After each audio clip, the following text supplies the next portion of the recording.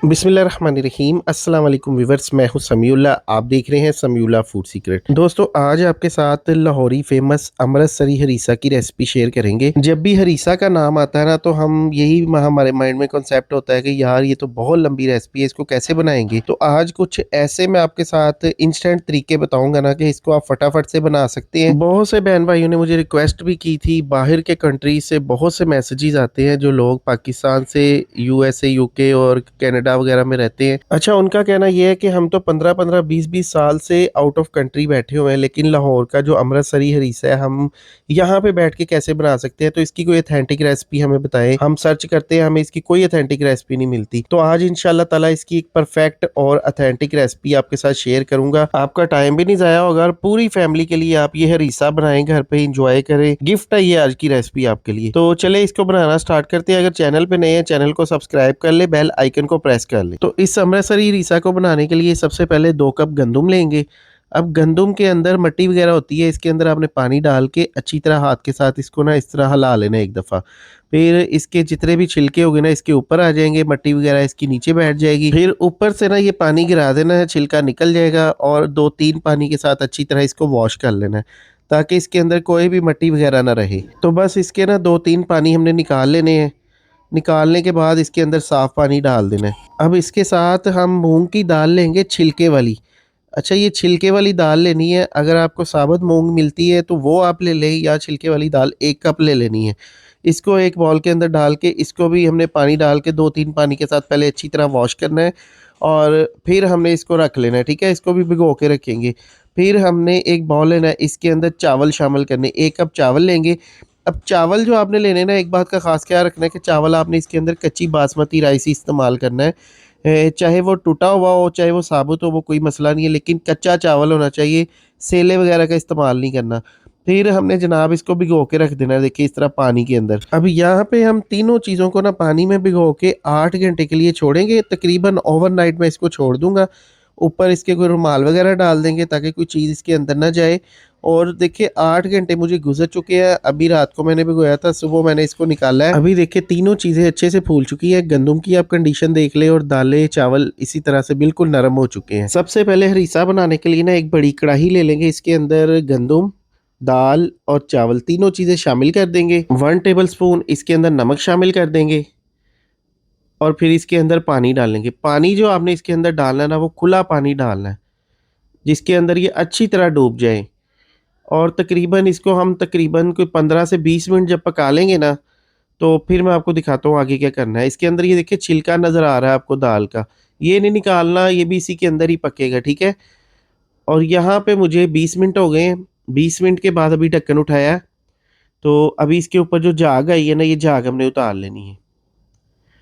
ये देखिए इस तरह से झाग उतार लेनी है। इससे ये है कि इसके अंदर कोई भी स्मेल नहीं आएगी और बेहतरीन ये तैयार होगा।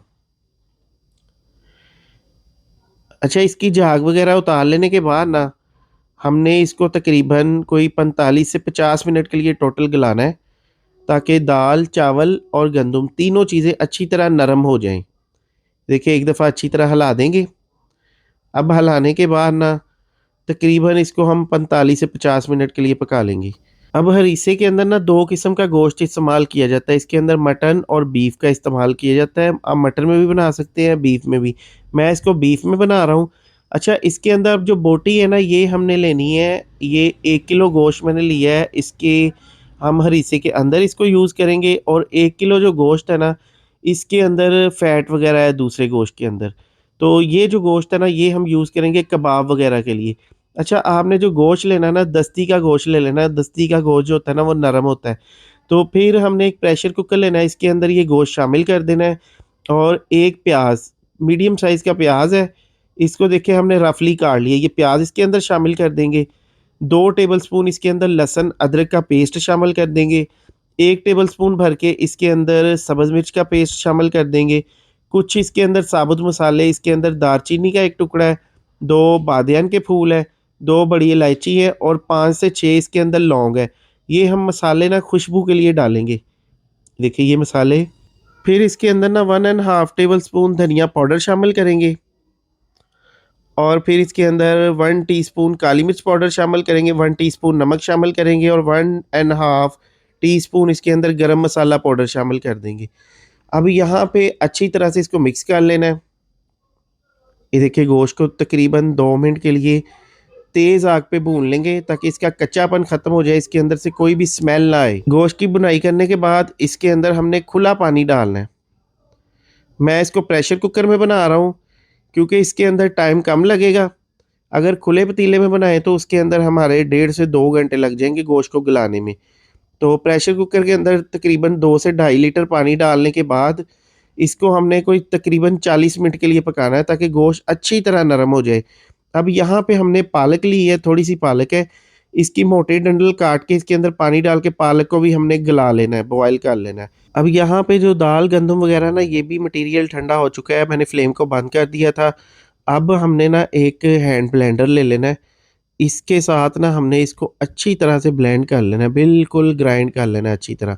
अच्छा, अगर आपके पास हैंड ब्लेंडर नहीं है ना, तो घर में जो ग्राइंडर वाला जग होता है ना, वो हर घर में मौजूद होता है। तो ये आपने ना थोड़ा-थोड़ा करके उसके अंदर डालना है और इसको अच्छी तरह ग्राइंड कर लेना है। ये बिल्कुल स्मूथ होना चाहिए। ये देखिए तकरीबन मुझे कोई 5 मिनट लगे हैं और ये मिक्सचर बिल्कुल स्मूथ हो चुका है, लेकिन अभी भी मज़ीद इसके अंदर ये ब्लेंडर चला देंगे ताकि मज़ीद ये स्मूथ हो जाए, ठीक है? तो अब हमने इसको एक पेस्ट की शक्ल में बना लेना है। ये देखिए ये बिल्कुल तैयार हो चुका है, ये इसका हरीसे का जो मेन जो मिक्सचर है। ये देखिए ये इस तरह का होना चाहिए क्रीमी सा। अब जो पालक है, पालक को भी हम ग्राइंड कर लेंगे। पालक भी यहाँ पे गल चुकी है, इसको भी इसका पेस्ट बना लेंगे। फिर यहाँ पे हम कीमा लेंगे। आधा जो गोश्त था ना उसका मैंने कीमा बना लिया और इसके अंदर एक प्याज को मैंने चॉप करके इसका पानी निकाल लिया। ये इसके अंदर शामिल कर देंगे। लहसुन, अदरक, सब्ज़ मिर्च का पेस्ट 1 टेबलस्पून, 1 टीस्पून नमक, 1 टीस्पून लाल मिर्च, हाफ़ टी स्पून हल्दी पाउडर, 1 टीस्पून खुश्क धनिया और हाफ़ टी स्पून गरम मसाला, हाफ़ टी स्पून कचरी का पाउडर और 1 टेबलस्पून इसके अंदर बेसन शामिल कर देंगे। भुना हुआ बेसन डालना है और इसको ना अच्छी तरह से ना हमने कीमे को मिक्स कर लेना है। ये देखिए इस तरह से मिक्स करेंगे और बहुत ही बेहतरीन ये कबाबों के लिए मिक्सचर तैयार हो जाएगा। अब कबाब बनाने के लिए ना इसकी तरीकाकार ये होता है कि एक तो कीमा हमारा बिल्कुल बारीक होना चाहिए, दूसरा ये है कि इसको इतना हमने अच्छी तरह गूँध लेना ना कि बिल्कुल ये नरम हो जाना चाहिए। और अब इसके सिंपली हमने कबाब बनाने हैं, जो हरीसे के अंदर कबाब बनाए जाते हैं ना, वो बिल्कुल छोटे-छोटे और बारीक-बारीक कबाब होते हैं। क्योंकि ये हर बाइट के अंदर इस कबाब का टेस्ट आना होता है, तो इसलिए ना इसको बिल्कुल बारीक बना लिया जाता है। तो ये देखिए इस तरह के मैंने ना बिल्कुल बारीक-बारीक कबाब तैयार कर लिए हैं। ये देखिए इस तरह से तो कबाब तैयार कर लेने हैं। अच्छा, ये कबाब तैयार करने के बाद ना अब हम गोश्त को खोलते हैं। गोश्त को तकरीबन मैंने 50 मिनट के लिए पका लिया है। अब इसका व्हिसल हटाएँगे और इसका ढक्कन खोलेंगे तो ये देखिए इसके अंदर अभी थोड़ा बहुत पानी मौजूद है। पहले बोटी को चेक कर लेते हैं। यहाँ पे देखिए किसी भी छुरी वगैरह के साथ ना इसको तोड़ के देखेंगे तो ये देखिए माशाल्लाह से बिल्कुल हलवे की तरह ये नरम हुई हुई है। ये देखिए जनाब, तो अब हमने ना इस गोश्त में से ना जो फूल डाले थे ना, बादियान के फूल और मोटी इलायची ये निकाल लेनी है। बाकी हमने जो बोटियाँ ना इसको एक दोहरी डंडे में डालेंगे और इसको हम अच्छी तरह से पीस लेंगे ताकि इसके रेशे बन जाए। हमें ये गोश्त चाहिए रेशे फ़ॉर्म में। अगर आपके पास दोहरी डंडा वगैरह नहीं मौजूद, अगर आप हाथ से करना चाहते हैं तो उसमें थोड़ी-सी मेहनत लगेगी, वो भी बेहतरीन तरीका है। तो देखिए इसमें टाइम बच जाता है। अच्छा, यहाँ पे देखिए हमने इसको अच्छी तरह पीस लिया है। अब पीसने के बाद ना ये जो हमारा मिक्सचर तैयार हुआ है ना, ये गोश्त हमने शामिल करना है इस यखनी के अंदर। इस यखनी को, इस स्टॉक को आपने बिल्कुल ज़ाया नहीं करना, ये बहुत काम की चीज़ है। अच्छा, इसके अंदर ये गोश्त शामिल करने के बाद अच्छी तरह इसको हिला लेंगे ताकि इसका रेशा वगैरह अच्छी तरह इस यखनी के अंदर खुल जाए। अब इस गोश्त को ना हमने जो मटीरियल ग्राइंड किया था ना इसके अंदर इसको शामिल करना है और एक मदानी ले लेनी है, जो घर में मदानी होती है ना सिंपल, ये ले लें। इससे अच्छी तरह से ना इसको ना घुमा देना है इसके अंदर, इतना कि इसको मैश करना है ना कि तकरीबन अब यहाँ पे ना कोई भी ग्राइंडर वगैरह या कोई भी ब्लेंडर चलाने की ज़रूरत नहीं है। हमने ना इस गोश्त को ना इसी तरह से इस मदानी के साथ तकरीबन 10 से 15 मिनट के लिए अच्छी तरह इस तरह मैश करना है। तो फिर ये थोड़ा-सा ना लेसला हो जाएगा, लेसदार बन जाएगा। जैसे हम हलीम को करते हैं उसी तरीके से बिल्कुल। लेकिन इसका टेस्ट हलीम से बहुत ज़्यादा अच्छा होता है। अच्छा, यहाँ पे देखिए जनाब, ये बिल्कुल लेसदार हो चुका है। तकरीबन 15 मिनट मैंने इसके अंदर मेहनत कर ली है और फिर भी मैं इसके अंदर कोई कसर नहीं छोड़ूँगा, मज़ीद इसको थोड़ा-सा चला लेंगे।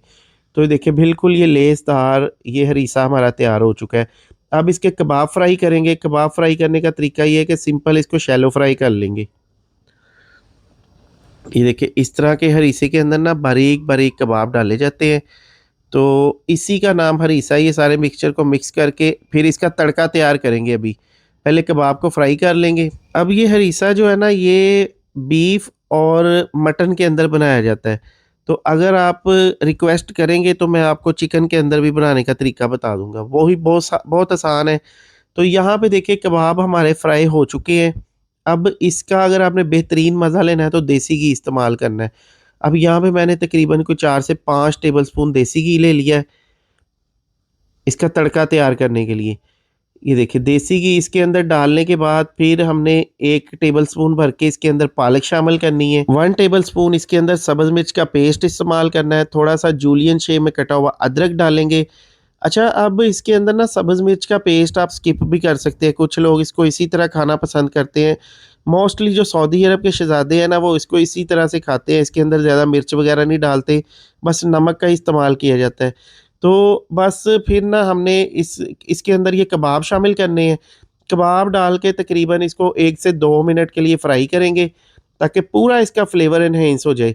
और फिर हमने इसके अंदर ना हरीसा शामिल करना है। अब इसका तरीकाकार ये होता है कि जब आपने इसको खाना है ना, जितना खाना है उतना आप इसका तड़का बनाएँ, इसके अंदर कबाब-शबाब डालें और इसको फ्राई करके तो आप इसको खा सकते हैं। बाज़ार में, रेस्टोरेंट में भी इसी तरह से इसको सर्व किया जाता है। हरीसे का अलहदा तड़का बना के फ़ौरी तौर पे उसको सर्व किया जाता है। तो जनाब ये देखिए हमारा जो आज का अमृतसरी हरीसा है ना, ये बिल्कुल बेहतरीन तरीके से तैयार हो चुका है। अब इसका जो तड़का है ना, ये अभी कंप्लीट नहीं हुआ। अभी हमने ना ये इसके अंदर ये पेस्ट डालने के बाद ना तकरीबन इसको कोई 5 से 6 मिनट के लिए अच्छी तरह पकाना है। जब इसके अंदर अच्छी तरह बबल वग़ैरह आ जाए और ये पकना स्टार्ट हो जाए, तो फिर हमने इसकी जान छोड़नी है और फिर इसका टेस्ट डेवलप होगा। और ये देखिए, और ये जो घी हमने इसके अंदर डाला है ना, इसके अंदर अच्छी तरह मिक्स हो गया है। ये देखिए थोड़ा-थोड़ा ऊपर भी है, तो मज़ीद इसको हिलाते जाएँगे, ये इसके अंदर बिल्कुल अच्छी तरह मिक्स हो जाएगा। ये देखिए अब घी इसके अंदर नज़र आना बंद हो गया है। तो अभी इसको फाइनली डिश आउट कर लेंगे। ये देखिए, जब इसको रेस्टोरेंट में सर्व किया जाता है ना, तो इसके ऊपर एक्स्ट्रा थोड़ा-सा घी वगैरह डाल दिया जाता है। अब आपने कमेंट सेक्शन में बताना है कि ये मेथड हरीसा बनाने का आपको कैसा लगा और आप दुनिया के किस कोने से हमें देख रहे हैं हमारी वीडियो, ताकि हम आपको थैंक्स बोल सकें। और ये देखिए हरीसा की फाइनल लुक। अपना बहुत सा ख्याल रखिएगा, दुआओं में याद रखिएगा। समीउल्लाह को दें इजाज़त एक नई वीडियो आने तक। शुक्रिया, अल्लाह हाफ़िज़।